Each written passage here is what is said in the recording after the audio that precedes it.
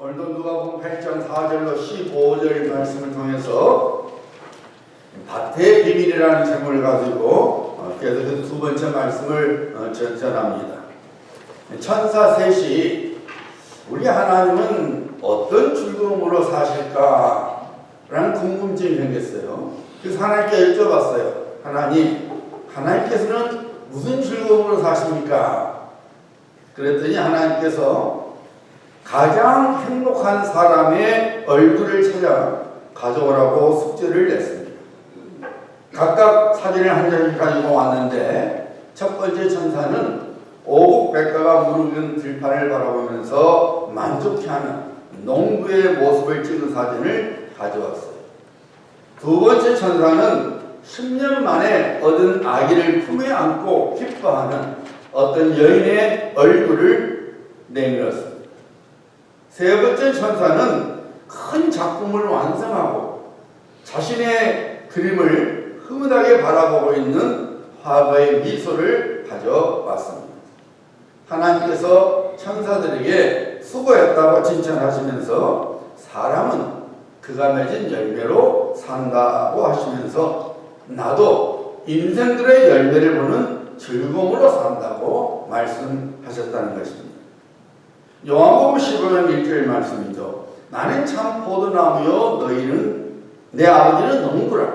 물은 내게 붙어 있어 열매를 맺지 아니하는 가지는 아버지께서 그것을 제거해 버리시고 물은 열매를 맺는 가지는 더 열매를 맺게 하려 그것을 깨끗하게 하시느니라. 6절이죠. 사람이 내 안에 거하지 아니하면 가지처럼 박혀 버려져 마르나니 사람들이 그것을 모아다가 불에 던져 사르느니라. 삶 속에서 믿음의 열매를 맺지 아니하는 신앙은 죽은 신앙이요 멸망의 자리에 들어가는 신앙인 것을 성경은 분명히 경고하고 있습니다. 그러면 내가 어떤 밭의 소유자인지를 분명히 깨닫고 있어야 합니다. 그래서 예수 안에서 구원을 받아 하나님의 자녀가 된 우리는 성도로서 마땅히 맺어야 열매를 맺는 삶을 살아가야 합니다. 그래서 예수님께서 씨 뿌리는 비유를 통해서 우리들이 마땅히 가져야 할 마음을 가르쳐주고 계십니다. 오늘은 지난주에 이어서 세 번째 밭과 네 번째 밭을 살펴보려고 합니다.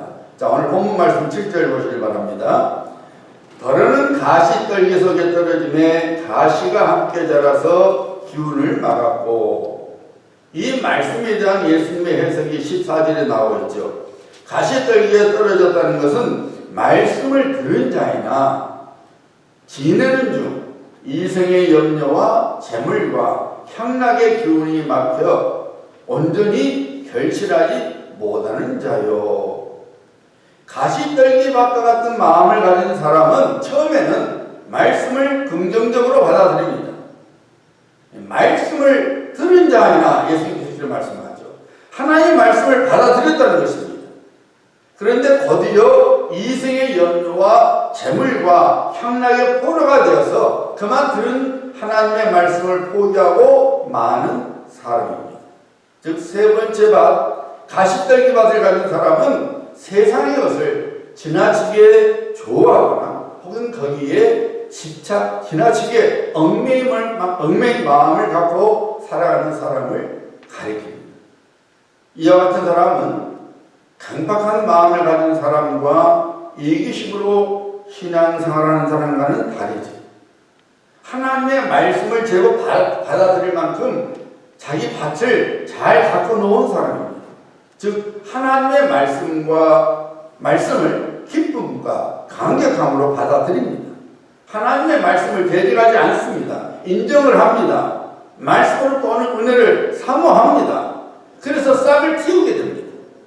그런데 동시에 그 마음속에 이 세상의 것들에 대하여 깊은 애착과 사랑을 갖고 있습니다. 말씀을 들은 자이나 말씀을 받아들였어요. 싹도 틔웠어요. 하지만 이성의 염려와 재물과 향락에 기운이 막혀 온전히 결실하지 못하는 자요. 마음밭에 하나님의 말씀에 싹이 틔우고 있으나 동시에 잡초의 싹도 띄우고 있었습니다. 우리가 잘 아는 대로 잡초는 좋은 씨보다 더 강하고 빠르게 성장합니다. 그래서 좋은 씨앗이 자라지 못하도록 방해를 합니다. 결국 좋은 씨앗은 잡초의 기운에 밀려 그만 죽고 말지. 우리가 하나님의 백성으로 살아갈 때에 세 종류의 적을 만나게 됩니다. 첫 번째는 마귀입니다. 다른 하나는 자기 자랑이요 이기심입니다. 그리고 다른 하나는 잘못된 인생 가치관입니다. 길가 가치를 가진 사람은 마귀의 밥이 되어버립니다.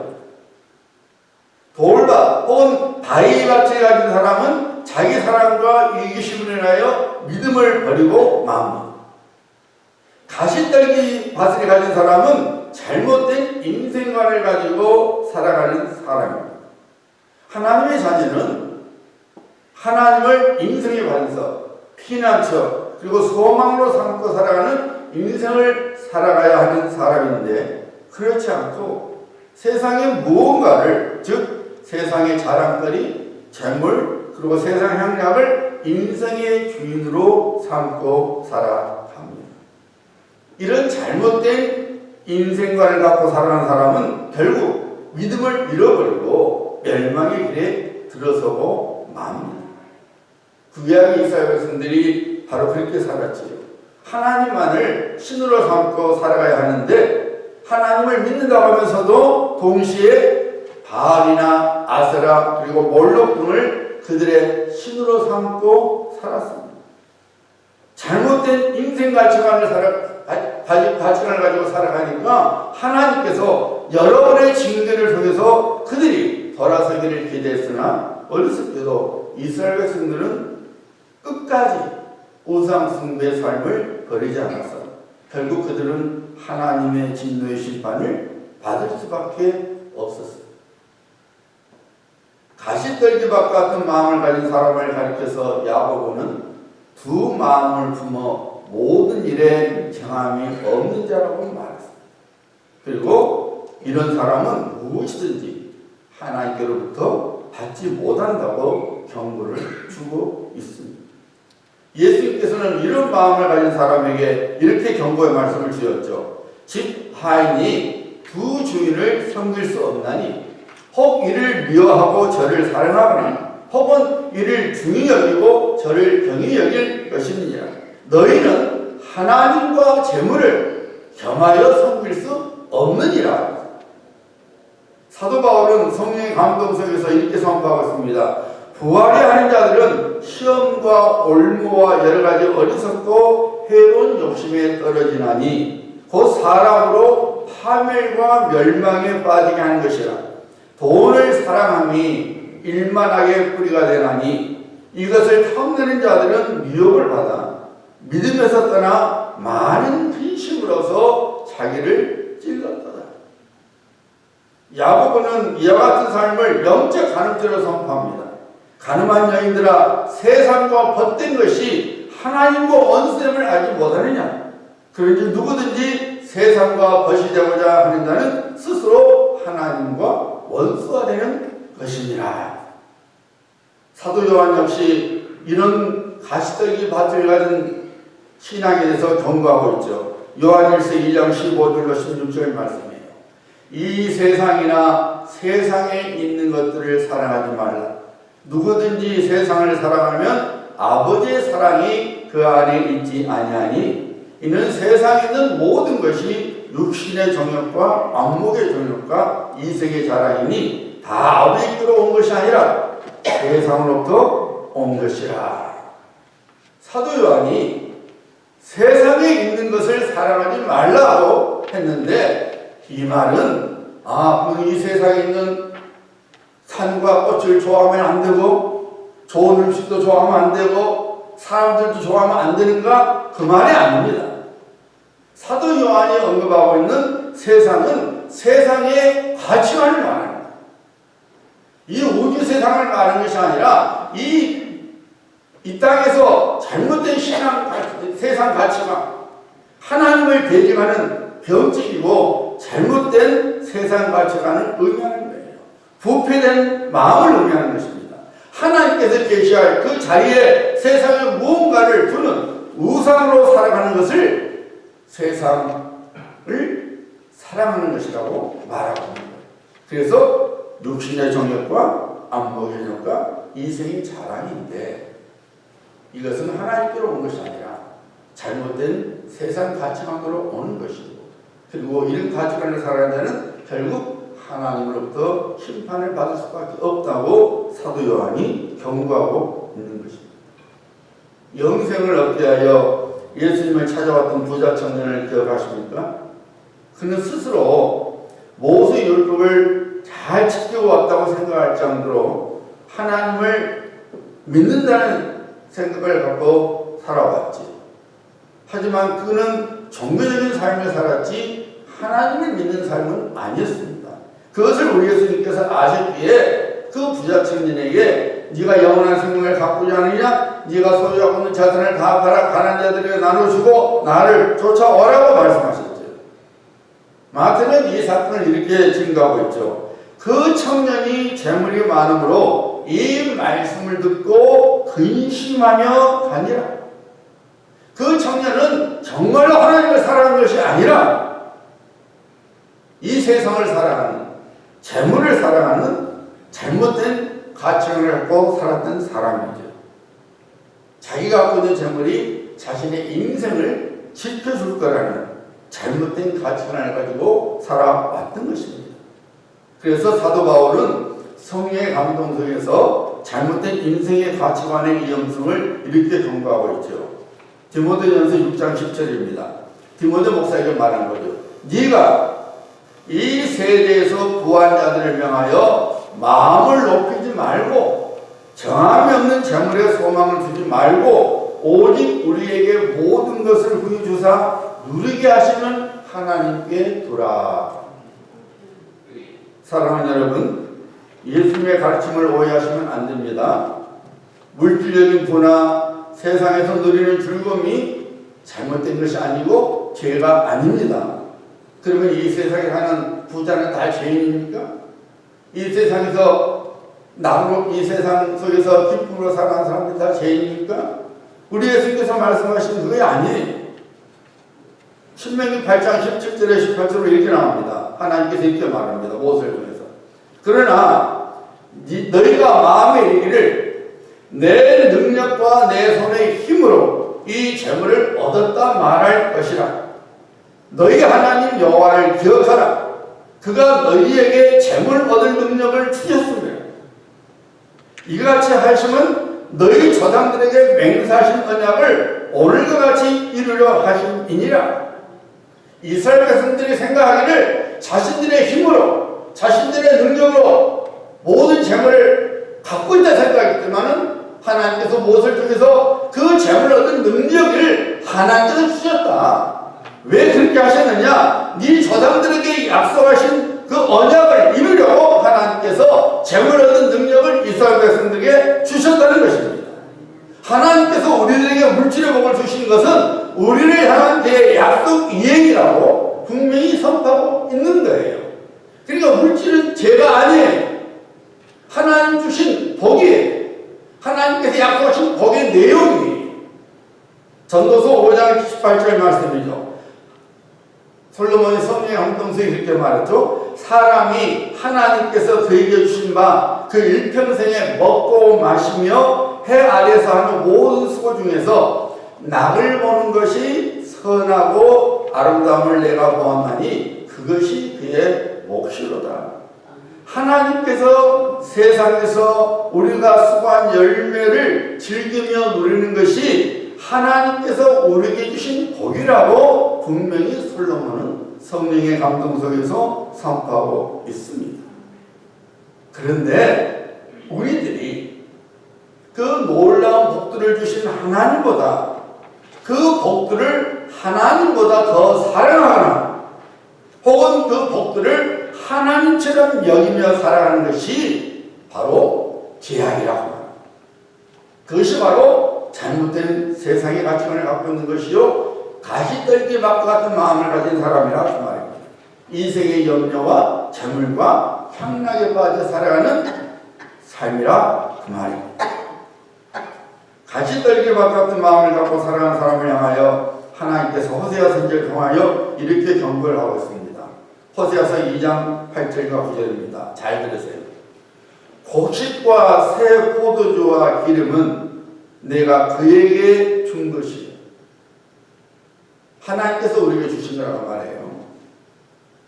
그들이 바알을 위하여 쓴 응답은도 내가 그에게 더하여 준 것이거늘 심지어 이스라엘 백성들이 하나님께 주신 복으로 우상 숭배했다는 말이에요. 그것마저도 하나님께서 주신 것인데 그가 알지 못하는 거다.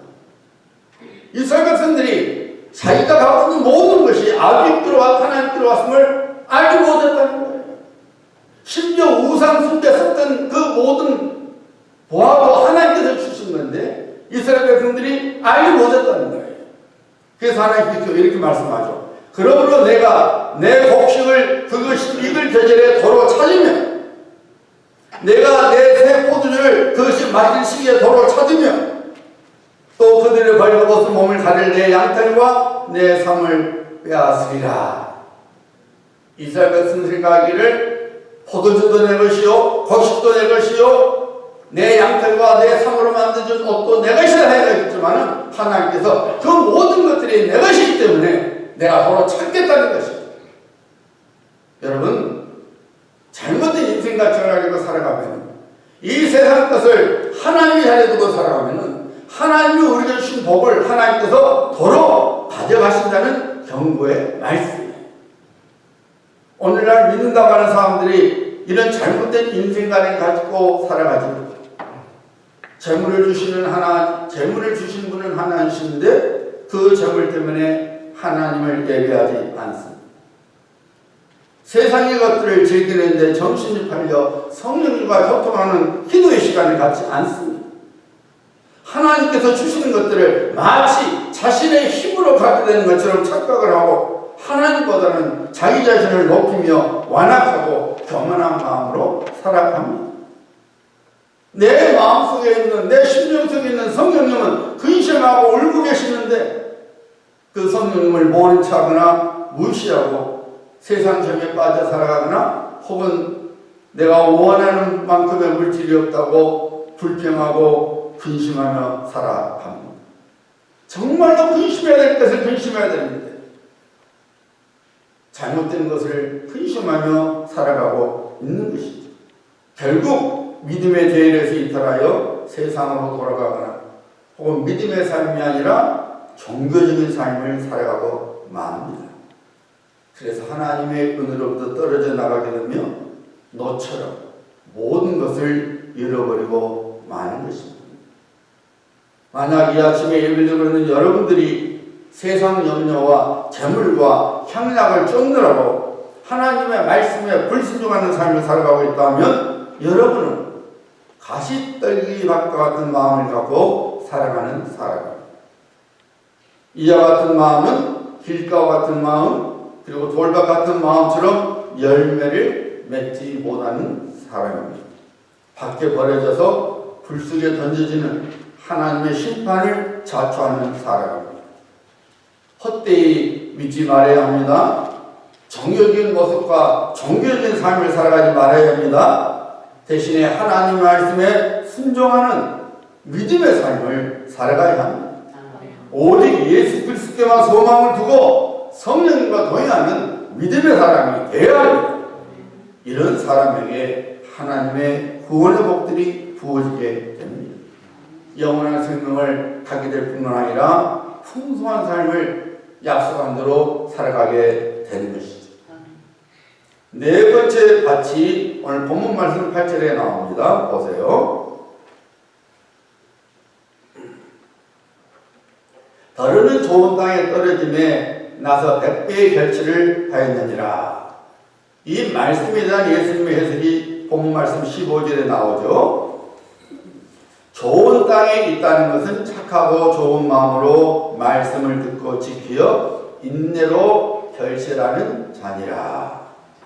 좋은 밭과 같은 마음을 가진 사람은 하나님의 말씀을 어떻게 해야 하는지 5가지 특성을 갖고 있음을 오늘 본문 말씀 우리 예수님께서 선포하고 있죠. 15절 말씀 다시 보시길 바랍니다.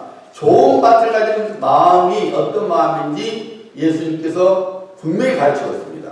좋은 땅에 있다는 것은 착하고 좋은 마음으로 말씀을 듣고 지키어 인내로 결실하는 자니라. 착한 마음, 좋은 마음, 말씀을 듣는 마음, 말씀을 지키는 마음, 그리고 인내하는 마음입니다. 착한 마음은 주인의 말에 순종하는 마음을 의미합니다. 예수님께서 5달란트와 2달을 받은 종들에게 뭐라고 말씀하셨어요? 착하고 충성된 종아. 주인의 뜻에 순종해서 받은 달란트를 가지고 곧바로 가서 장사를 하여 이윤을 남긴 5달란트와 2달란트 말씀에 순종한 사람을 가리켜서 착한 종아. 이 착한 마음은 내게 주신 하나님의 말씀에 순종하는 마음이에요. 2번째 특징이 좋은 마음이죠. 좋은 마음은 회개하는 마음과 겸손한 마음을 의미합니다. 야고보서 1장 21절 말씀입니다. 그러므로 모든 더러운 것과 넘치는 악을 내버리고 너희 영혼을 능히 구원할 바 마음에 심어진 말씀을 온유함으로 받으라. 에베소서 4장 31절입니다. 너희는 모든 악독과 노함과 분냄과 떠드는 것과 비방하는 것을 모든 악의와 함께 버리고 이렇게 나오죠. 회개하고 겸손한 심령으로 하나님의 말씀을 듣는 마음이 좋은 마음이요. 그것이 바로 좋은 밭과 같은 마음이라고 예수님께서 말씀하십니다. 세 번째 특징이 듣는 마음은 하나님의 말씀을 사모하는 마음으로 듣는 것을 의미하는 거예요. 전도서 5장 1절이죠. 너는 하나님의 집에 들어갈 때에 네 발을 삼갈지어다. 가까이 하여 말씀을 듣는 것이 우매한 자들이 재물 드리는 것보다 나으니라. 사모하는 심령으로 간절한 마음으로 말씀을 듣는 것이 바로 듣는 마음이에요. 사무엘상 15장 22절에서 사무엘이 사울 왕에게 이렇게 했죠. 순종이 제사보다 낫고 듣는 것이 쇠왕의 기름보다 나으니. 마땅히 하나님께 제물을 드려야 되지만 하나님께서는 그런 제물도 좋으시지만 오히려 하나님 말씀에 순종하는 자, 하나님 말씀을 듣는 자가 더 좋다는 거예요. 하나님 말씀을 가까이 하는 마음, 그리고 그 말씀을 사모하며 듣는 마음이 좋은 밭과 같은 마음이라고 예수님께서 말씀하고 계십니다. 네 번째 특징이 지키는 마음인데, 지키는 마음은 하나님의 말씀을 자기 마음속에 머물게 하는 마음이에요. 지키어 원래 뜻은 포착하다 하는 의미를 갖고 있어요. 여러분이 멋진 장면을 봤을 때에 사진으로 찰칵 찍어서 그 장면을 포착하잖아요. 바로 그 의미예요. 하나님의 말씀을 내 마음에 저장을 하며 그 말씀을 묵상하는 마음이 지키는 마음이고, 이 마음이 좋은 것 같은 마음이라고 우리 예수께서 말씀하십니다. 5번째 특징인 인내하는 마음은 어떤 경우에도 하나님의 말씀을 버리지 않고 끝까지 행하는 마음을 의미합니다. 여러분, 참된 믿음의 표징이 뭔지 아세요? 사인이? 내가 정말로 진짜 믿음을 갖고 있는 사인이 될 수 있는, 표징이 될 수 있는 것이 무엇인지 아십니까? 그것은 인내입니다. 내가 진짜 믿음을 갖고 있는 것을 드러낼 수 있는 것은 내 안에 인내가 있느냐 없느냐가 결정난다.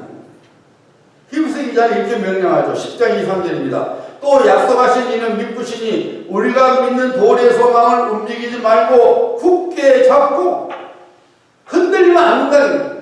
굳게 잡아야 된다는 거예요. 인내해야 된다는 거예요.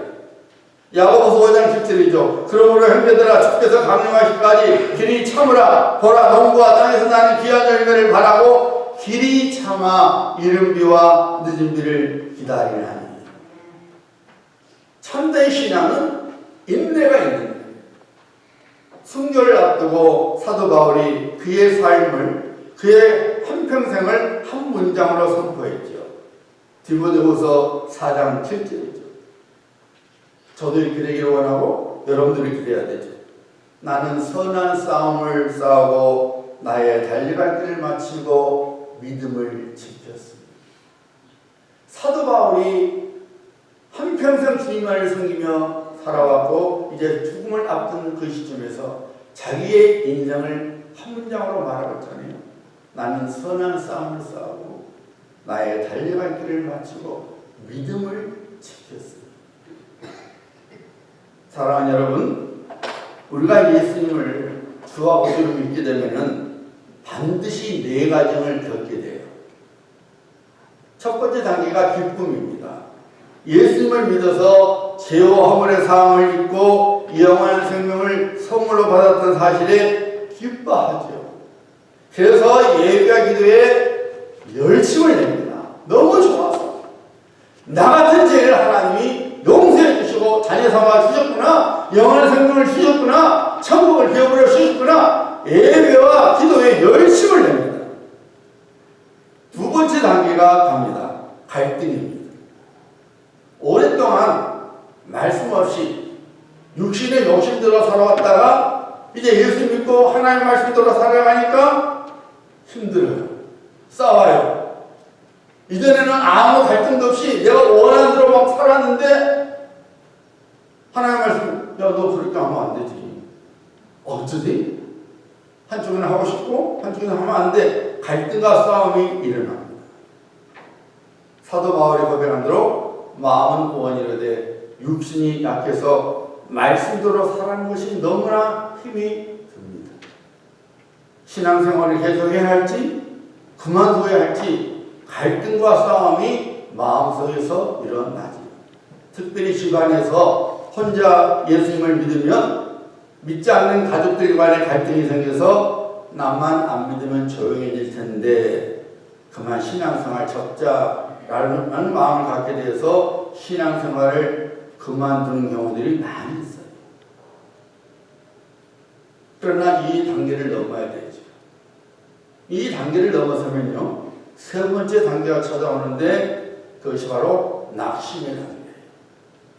내가 발버둥치며 예수님을 믿고 내가 열심히 신앙생활을 하고 있는데 하나님께서 나를 안 도와주시는 것 같아요.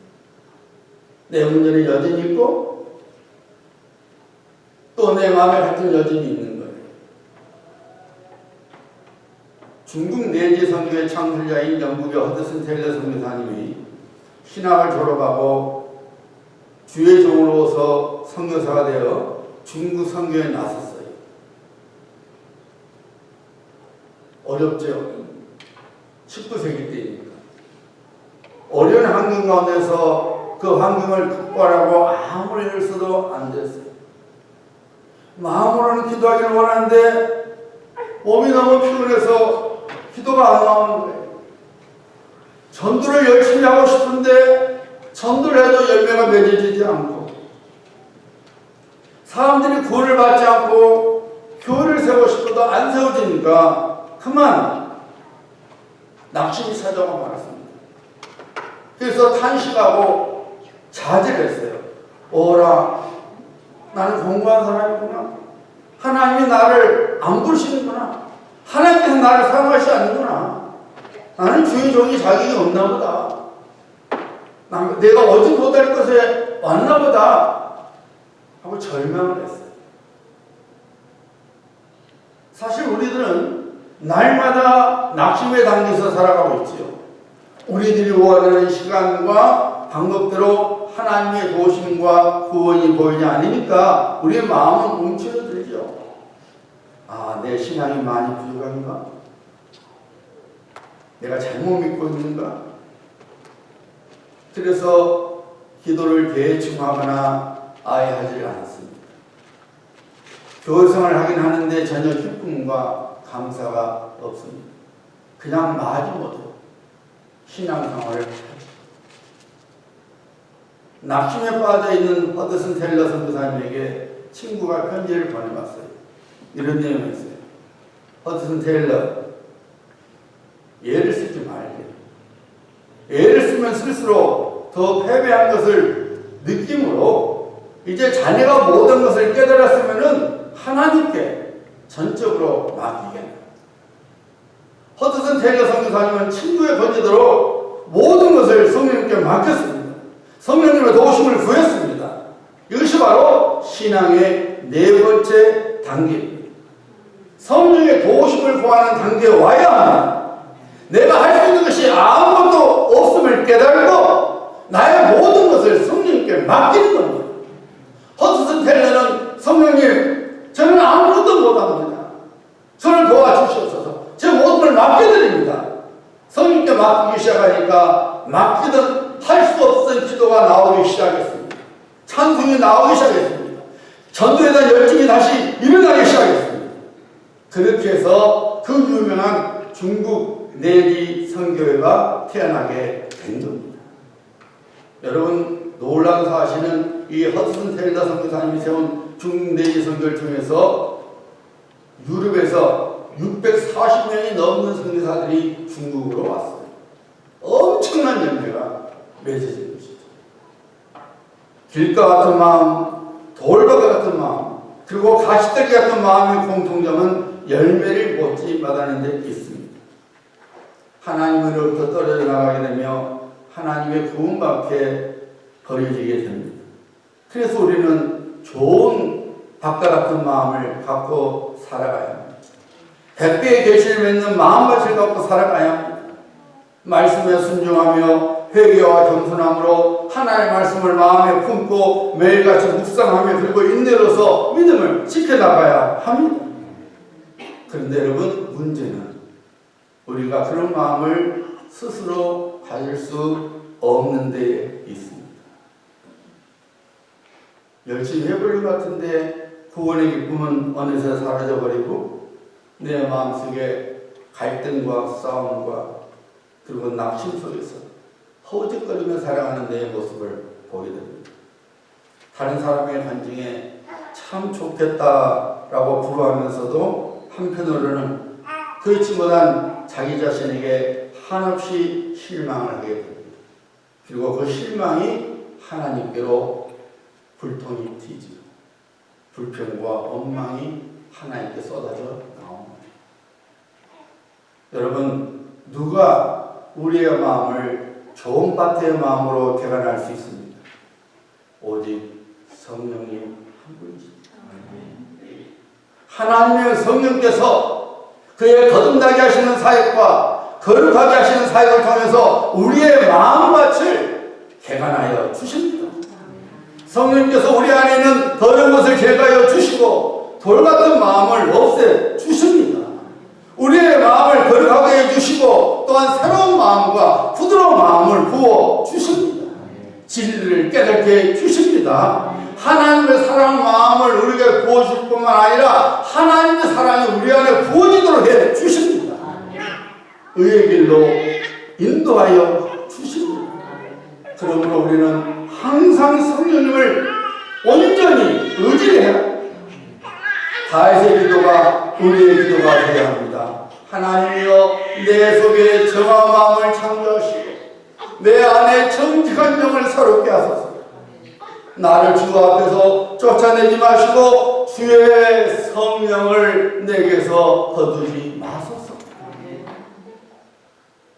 하나님 아버지께서는 그리스도 예수 안에서 우리를 그의 자녀로 삼아주시고 우리를 도우시도록 그의 영 보혜사 성령님을 우리 안에 주셨습니다.